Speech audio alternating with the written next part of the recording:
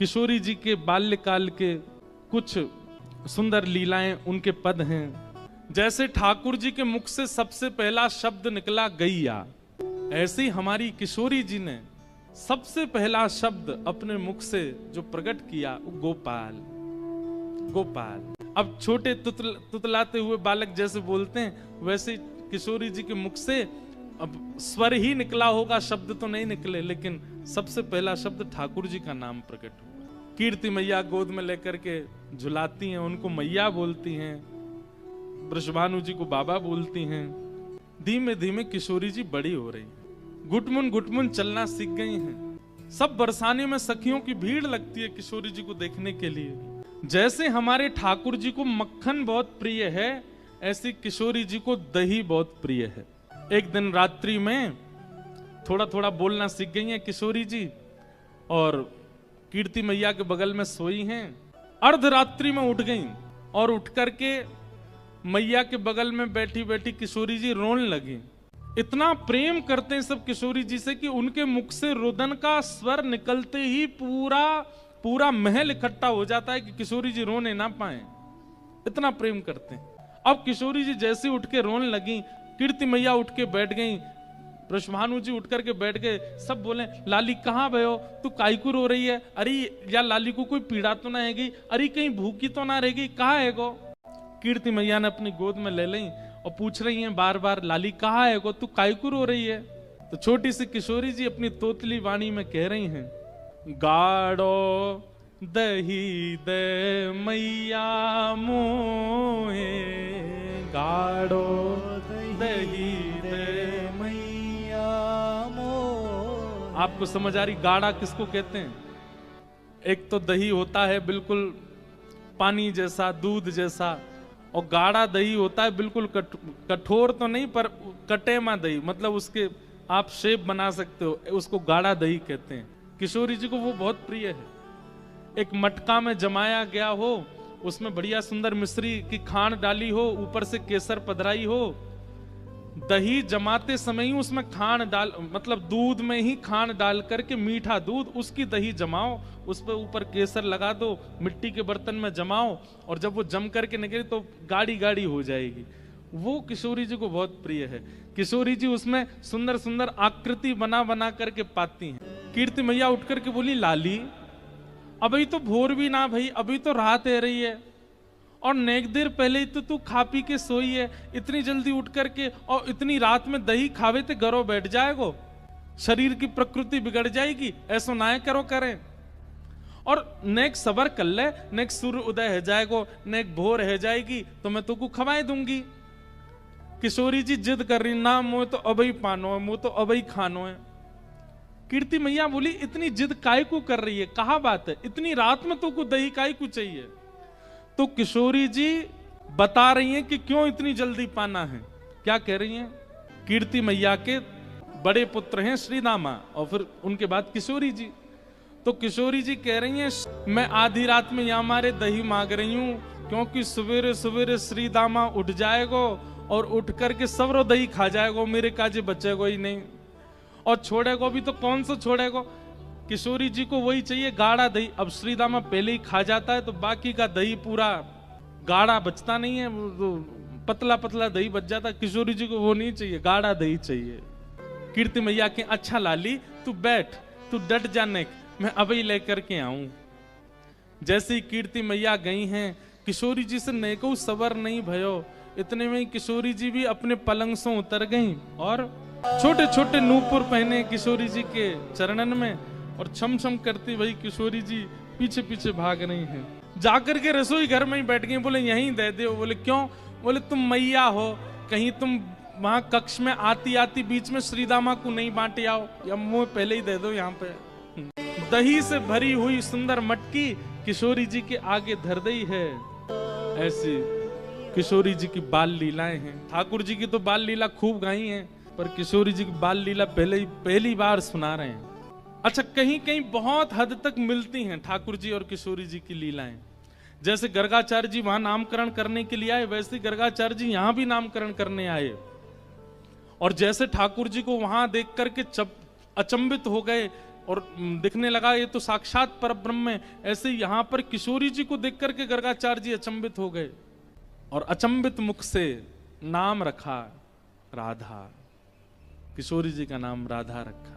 जैसे वहां ठाकुर जी ग्वाल बालों के संग खेलते हैं और मैया से ब्याह की जिद करते हैं, मैया मेरो ब्याह कराए दे, अब मैं 3 बरस को है गयो, मेरो ब्याह कराए दे।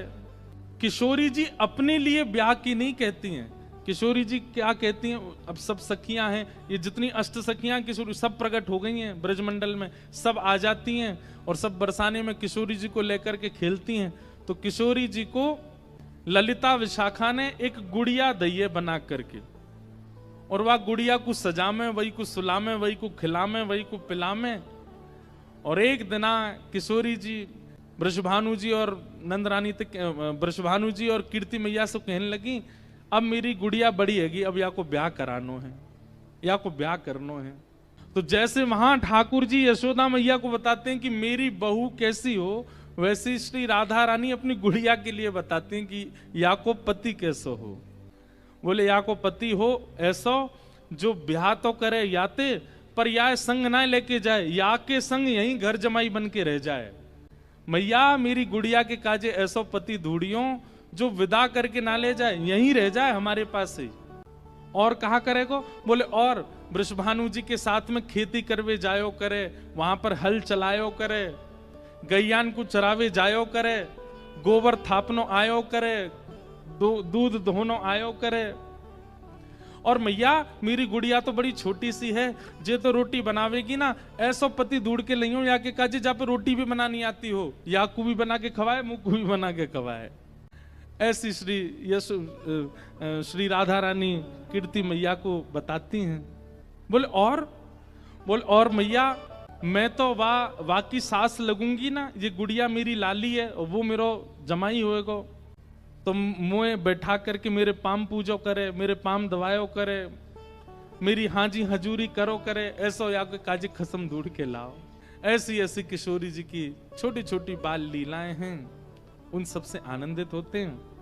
अब किशोरी जी करीब 4-5 वर्ष की हो गई और बाल्यकाल से लेकर के अभी तक कई बार नंदरानी आई हैं, कई बार कीर्ति मैया गई हैं, कई बार वृषभानु जी और नंद बाबा को मिलन भयो है, लेकिन ठाकुर जी को और किशोरी जी को ऐसा परस्पर मिलन अभी तक नहीं हुआ। बाल्यकाल के बाद छोटे से थे 6-7 दिन के, और ठाकुर जी 1 वर्ष के तभी मिले। वाके बाद अब एक योग बनो। किशोरी जी अपनी सखीन के साथ भ्रमण करवे के काजे गई हैं। अब थोड़ी बड़ी है गई हैं, तो कीर्ति मैया अनुमति दे दें, लाली ने बाहर चलो जाए करे, कोई ऐसी दिक्कत ना। सब सखीन से कहें ध्यान रखियो, भोरी है, या कि सब आभूषण और सब सामग्री को गिन के ले जाइयो। किशोरी जी आज यमुना तट देखने की जिद करती हैं और सब सखीन के साथ यमुना तट गई हैं। यमुना जी की अविरल धारा देख करके किशोरी जी तो वहीं बैठ गई और सब सखीन से बोली, आज यहीं कछु पामेंगी, यहीं कछु भोजन करेंगी, जाओ वन में से कछु फल ले आओ, वन में से कछु पुष्प ले आओ, एक दूसरे को श्रृंगार करेंगी और यहीं फल को सेवन करेंगी। तो एक एक करके सब सखियां चली गई हैं और सब ढूंढ रही हैं, कहीं से फल तोड़ के, कहीं से पुष्प आदि तोड़ करके चयन करके लाने के लिए सब सखियां चली गई हैं। इतने में ही यमुना जी के उस पार नंद भवन है और नंद भवन से श्री ठाकुर जी खेलने के लिए आ रहे हैं यमुना तट पर। बहुत सुंदर भाव है। ठाकुर जी खेलने के लिए कैसे जा रहे हैं, खेलने के लिए निकले हैं और वहां यमुना तट पर किशोरी जी बैठी हैं। ठाकुर जी को नहीं पता है और ना किशोरी जी को पता है कि यहाँ ठाकुर जी आ सकते हैं। ऊंची ऊंची धोती पहनी है और वाके ऊपर सुंदर एक पीतांबरी पहनी है। पीतांबरी भी कैसी है, बहुत छोटी छोटी पीतांबरी है और वह पीतांबरी में भी नीचे झंगुली बनी हुई है। झंगुली मतलब जैसे खूब सारी पट्टीदार होती है ना, तो जैसे घूमे तो मानो जैसे घेर जैसो खुल जाए, ऐसी ठाकुर जी ने झंगुली पहनी है। और जैसे हमारे राधा रमन जी, राधा वल्लभ जी, बिहारी जी, ये सब नीचे पजम्मी पहने, कभी धोती पहने, वहां के ऊपर एक सुंदर झंगुली जैसी पहने, ऐसी ठाकुर जी ने झंगुलीदार पीतांबरी पहनी है। आहा, हाथ में चकडोरी ली है। चकडोरी वो एक चक्का जैसे होवे वहां में खूब डोरी ऐसे बांध करके और फिर जोर से ऐसे खींचे तो वो गोल गोल चकली जैसी घूमन लगे। हाथ में एक चकडोरी ले रखी है, छोटी छोटी काचनी और पीतांबरी पहन करके श्री ठाकुर जी श्रृंगार करके निकले खेलवे के लिए। यमुना जी के तट पर पहुंचे ठाकुर जी। जैसे यमुना जी के तट पर पहुंचे, यमुना जी के तट पर जाकर के सामने की ओर देखा, बड़े बड़े नेत्र और माथे पर सुंदर रोरी को बिंदा लगाए करके नील वसन पहन करके छोटी सी किशोरी जी बैठी हैं। ठाकुर जी बहुत देर तक तो मानो जैसे छिप करके आड़ में थी देखने लगे। सूर श्याम देखत ही रीझे। सूरदास जी कहते हैं कि ठाकुर जी देखते ही किशोरी जी के मुखमंडल में ऐसे आसक्त हुए कि सब भूल गए। चक डोरी हाथ में लिए खड़े भये, गिर गई नीचे। और जो भी ठाकुर जी बड़े अदा में निकले ना, बड़े सज धज के निकले, बहुत स्वरूप साज सज्जा सब धारण करके निकले, बड़े कॉन्शियस रहे अपने स्वरूप के प्रति। लेकिन किशोरी जी को देख करके सब भूल भाल गए ठाकुर जी। और देखते ही ठाकुर जी सोचने लगे, बोले अरे भैया मैं जाए के पूछूं तो सही जी कौन है, और जी कहाँ ते आई हैं, कहाँ इनको गांव है, कहाँ इनको नाम है, कैसे आई हैं पूछूं तो। वहां सामने एक छोटी सी किशोरी जी बैठी हैं। यहाँ ठाकुर जी पीत वस्त्र पहन करके आए। किशोरी जी अपलक नेत्रों से यमुना जी को देख रही हैं, क्योंकि श्री गिरिराज जी, यमुना जी और वृंदावन ये किशोरी जी के हृदय से प्रकट हैं। ठाकुर जी आए, थोड़ी आगे आकर के ऐसी अदा करने लगे कि किशोरी जी की नेक दृष्टि पड़े। कछु गान लगे, कछु करन लगे, कछु ऐसे इशारे करन लगे कि किशोरी जी की नेक दृष्टि पड़े लाला पे। इतने में ठाकुर जी के स्वर सुनकर के किशोरी जी ने नेत्र उठाए करके देखो, और जैसे ही किशोरी जी की दृष्टि पड़ी ठाकुर जी पर, पूछ रहे हैं, ठाकुर जी पूछ रहे हैं, अरे गोरी तुम कौन हो, आप कहां रहती हो, आपके पिताजी कौन है, और मैंने पहले तो आपको कभी देखो नहीं यहाँ पे, इतने बरस मोह यहाँ रहते भय है गए। तो किशोरी जी बोली, हाँ देख हुए में लग रहे हो कि 50 साल के तो होंगे तुम। नेक्सी से हैं, और नेक्सी सी किशोरी जी तो पूछ रहे हैं कि मैं इतने सालन ते आ रहा हूं, मैंने तो आपको देखो नहीं, कहाँ रहत, आपको घर कहाँ है, और आपके पिताजी कौन है। किशोरी जी बोली, अरे हम वृषभानु जी की लाली हैं, और बरसानो हमारो घर है, वहीं रंग महल में हम रहमे, और यहां हमारो खेलवे को कोई प्रयोजन नहीं है। किशोरी जी कह रही हैं, हमारे पिताजी वृषभानु जी हैं और हमारो निवास बरसानो है, वहीं महल में हम विराजें। हमारी खेलवे के काजे ये सब जगह नहीं है, वन में आके खेलवे को हमारो कोई प्रयोजन नहीं है। हम तो हमारो भवन इतना बड़ा, हम वहीं खेलती रहे। अरे जब ते जन्म भयो तब ते आज तक हमने तो अपनो पूरा भवन देखो ही नहीं, इतना बड़ा भवन है हमारे पिताजी को, हमें कहाँ जरूरत पड़ी यहाँ आके खेलवे की। ठाकुर जी बोले, तो फिर अपने भवन में ही खेल लो, काय को आई हो यहाँ पे, यहाँ काय को डोल रही हो, ऐसी छोटी सी हो, कोई हरण करके ले जाएगा तुम्हारो। किशोरी जी बोली, वो तो आज सखीन को मन हो कि यमुना तट पे चलें, या हमारे हम उनके संग आए गई हैं, बाकी तो या स्थान में हमारे बरसाने में मना करी गई है कि जमुना तट और जमुना के पल्ली पार जानो ही नहीं है। ठाकुर जी बोले, वो काय को, बोले हमारे बरसाने में ऐसो कहमे, कहा हमारे बरसाने में कहमे कि जमुना के तट पे और जमुना के पल्ली पार एक छोरा डोले, और वह छोरा को नाम तो मैं ना लूंगी, ऐसो सुनो वह को नाम गावे तो प्रकट है जाए।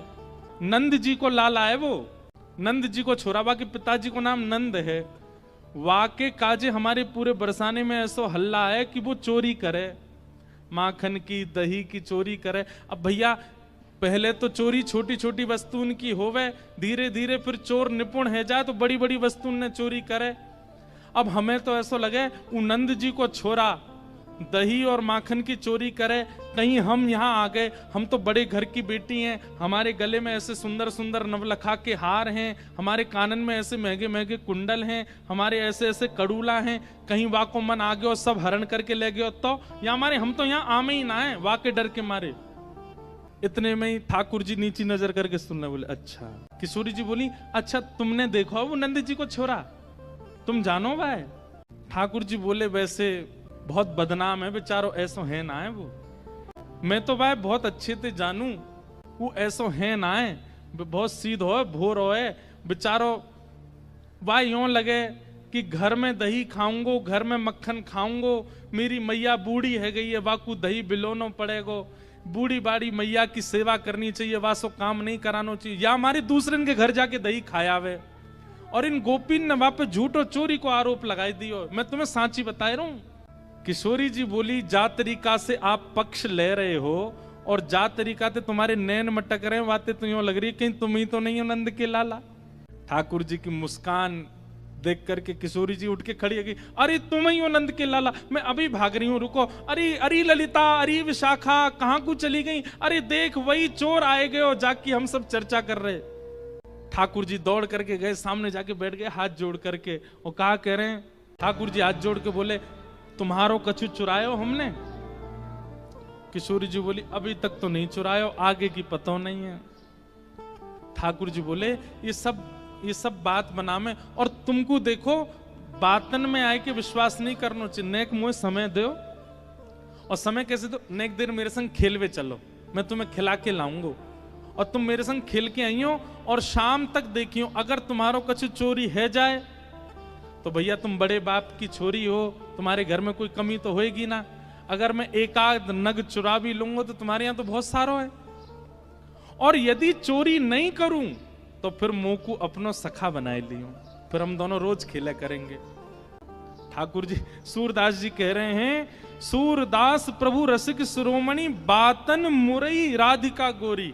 अपनी चिकनी चुपड़ी बातों से किशोरी जी को अपनी ओर खींच लिया ठाकुर जी ने, और फिर इमोशनल ब्लैकमेल कर रहे हैं। कहा, अब ठीक है, कोई बात ना है, आपके मन में पहले से ही मेरे प्रति चोर भावना है, अब वाकु तो मैं दूर ना कर सकूं, ठीक है, आप तो जाओ, आपकी तो बहुत सारी सखी हैं, ललिता विशाखा सबन को नाम आप ले रही हैं, उनके पास आप चली जाओ, मैं तो अकेला हूं, देखो मेरे तो कोई ग्वाल बाल भी नहीं है।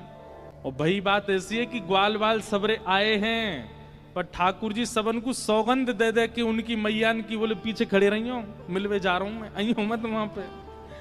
सबरे ग्वाला खड़े छुप के, वो लाला को काम बन जाए बस, मैं तो अकेला हूं, और मेरी तो चकडोरी भी गिर गई है जमुना जी में, अकेलो ही बैठ के चलो जाऊंगा अपनी मैया के पास।